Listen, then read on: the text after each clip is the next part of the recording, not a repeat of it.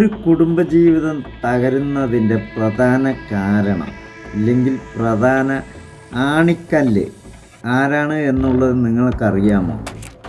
അറിയില്ലെങ്കിൽ ഞാൻ പറഞ്ഞു തരാം.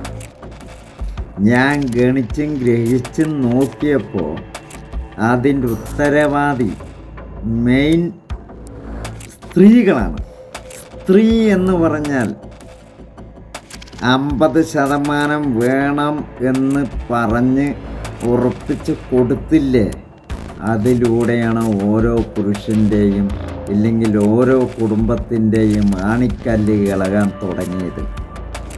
ഇല്ലെങ്കിൽ ഇന്നും സ്ത്രീ ചവിട്ടിക്കുട്ടി അരച്ച് അടിമകളാണ് പുരുഷൻ്റെ.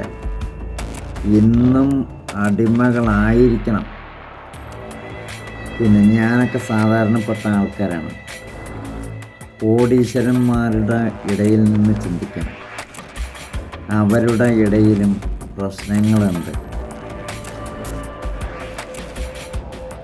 ഇന്നും അവരുടെ വീട്ടിൽ സമാധാനത്തോടുകൂടി അവർക്ക് ഒരു നേരം ആഹാരം കഴിക്കാനുള്ള അർഹതയില്ല.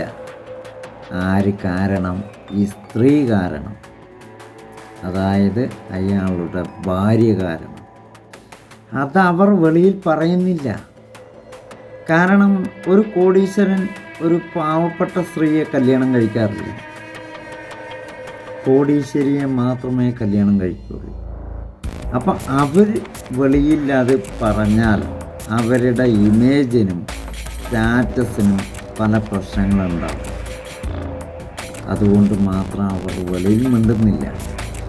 അത് എത്തി നിൽക്കുന്നത് ചിലപ്പോൾ ഡൈവോഴ്സിലോ വിവാഹബന്ധം വേർപെടുത്തലിലോ എന്നൊക്കെ ആയിരിക്കും എത്തി നിൽക്കുന്നത്. പക്ഷേ ഒരു സാധാരണപ്പെട്ട ആൾക്കാരുടെ ഇടയിലാണെങ്കിൽ ഈ പ്രശ്നങ്ങൾ ഉന്നയിക്കുന്നതെങ്കിൽ അവിടെ കുടുംബ പ്രശ്നം,